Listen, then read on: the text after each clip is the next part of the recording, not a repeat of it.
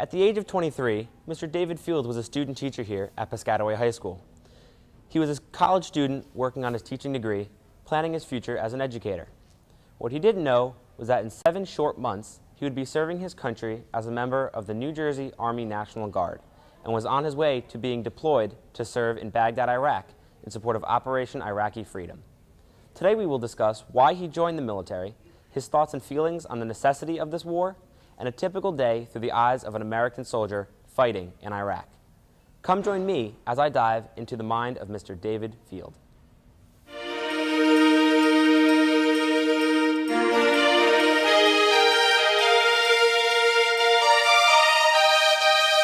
I'm joined by Mr. David Field, a member of the New Jersey Army National Guard. He was also a student teacher of mine a few years ago here at Piscataway High School. How are you doing, Mr. Field? Doing good.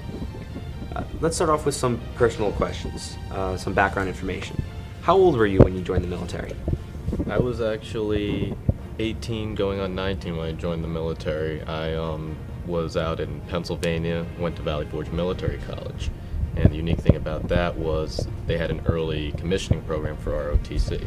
So I was actually technically in the military when I was 18 years old because we had to sign our contracts earlier. So for me, it was a little bit new coming right out of high school opposed to what my friends were doing. Okay. Now, you joined the National Guard.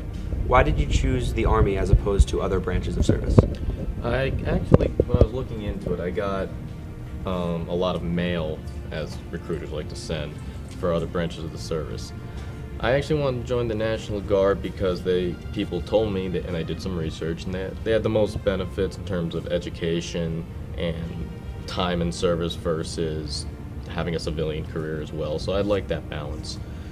But I also wanted to join the Army, and I still believe it's true because I wanted to blow stuff up. This looked like a lot of fun. Okay. Did you have a specific job when you joined? Yeah, when I went in, I wanted to do what was called an armor crewman. The jobs when you enlist are called military occupation specialties. That one. And everyone chooses a specialty when they enter? Yeah. You take what's called the ASVAB test, and depending on what score you get, you can have your selection of what you want to do. I wanted to be in tanks. Okay. I said blow stuff up. Mm-hmm. And the last thing that stopped me from actually enlisting to become an enlisted man as a private and then work my way through the ranks that way was the recruiter. I sat in the recruiter's office and he said a lot of stuff and I thought he sounded like an idiot. So I was like, okay, I want my education. I still want to be in the Army. I still want to serve. So I found ROTC and ended up getting a scholarship to Valley Forge, and the rest is history. Wow, very cool. How did your family feel when you first decided to join? Did they back you? Did they support you? Well, my mom it was hard to tell with my mom because she wants to support me in everything I do, but she was a little bit hesitant at first. At the time, September 11th had already happened and we already knew the climate of what was going on, and she kept a lot of it inside. So she was definitely supportive, and I'm really glad that she was, and she was a big help in everything I did. My brother was really supportive as well, and we kind of got through. It was one of those things where we just talked about it, and once we got that out of the way, she got more acclimated to it, and the family situation got better with it.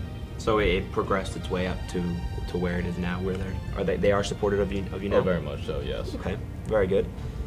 You told me earlier that you were deployed to Iraq in support of Operation Iraqi Freedom. What specifically did you do while over in Iraq? Well, the battalion I was with was called the 50th Special Troops Battalion. It was made up of 3 companies and the headquarters company. What they did for this deployment was they kind of selected certain individuals from all of the companies, put them together. Because of my background in military intelligence, they chose me as ES2, which is the intelligence officer. Okay. And that's what I did over in Iraq when we got into Baghdad. The actual mission that we did was something called detainee operations, and that was we guarded prisoners. Okay. What rank did you hold at this time? I was a first lieutenant at the time because I got commissioned early. I was a second lieutenant, which is the next lowest rank. The first rank is an officer. They call it the private of the officers. and I was a second lieutenant for 2 years, and after that I became a first lieutenant. So Okay. I held that the whole time I was over in Iraq. Okay. Now, what was the goal of Operation Iraqi Freedom? What was the main point in the U.S. being there? Well, I can't speak for, the big army, as we call it, because we're down here with our companies and things like that. So you're almost like a separate... Well, we're a lot smaller. If we're talking about the goals of Operation Iraqi Freedom, that's something that, say, the commanding general would have to answer in a lot of explicit terms. Our job was to guard detainees. That was our goal. That was when it was well into Iraq and kind of started to wind down. They had a lot of prisoners coming in, and it was our job to house them, feed them, respect them in that manner, and just care for them while they were in our custody. Okay. What were some of your initial thoughts upon landing in Baghdad? Everything was brown. That's my initial thought. We landed in Baghdad International Airport, and the place that we were deployed to, our area of operations, they call it, the job site, was only a few miles from the actual airport. But it was the airport, and then it was just a lot of broken down rubble, a lot of bombed out looking hangars, things like that. You had some semblance of a road that, like in modern day America, for example, you think of a road, you think of all the potholes in it, and this road had that, but it was the best piece of infrastructure you could see around, because everything else was literally in shambles, and it was from the air campaign that was waged earlier. So that was a direct result of the war. Yes. What were some difficulties you had to overcome while you were overseas? The initial difficulty I thought I had to overcome, the first one was just like getting over the fact that, hey, I'm going to a combat zone at this age.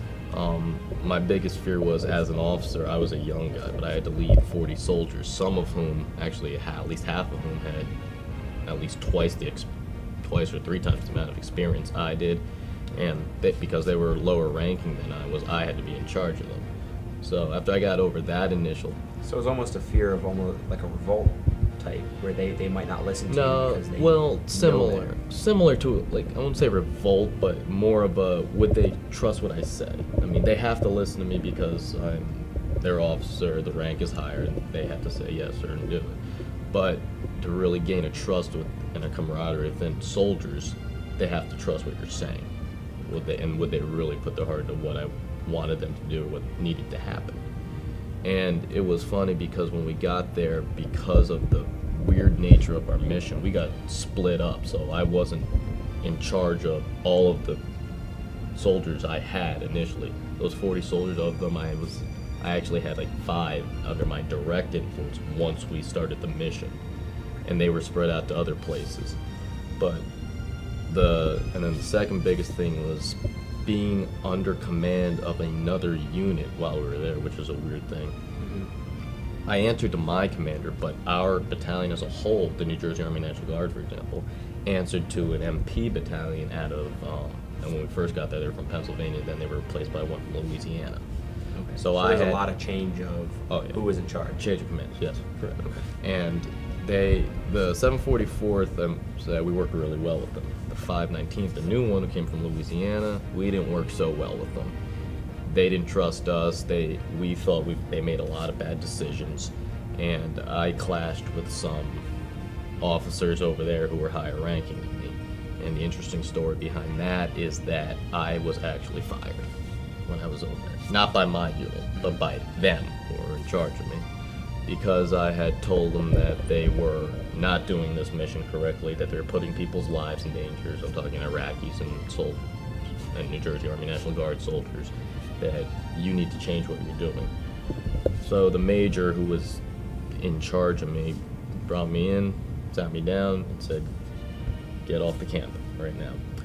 Fortunately, that happened literally 2 days before we left the site, but it was something, if we had stayed there another 6 months, which would kind of escalate to something more than what it was. Yes.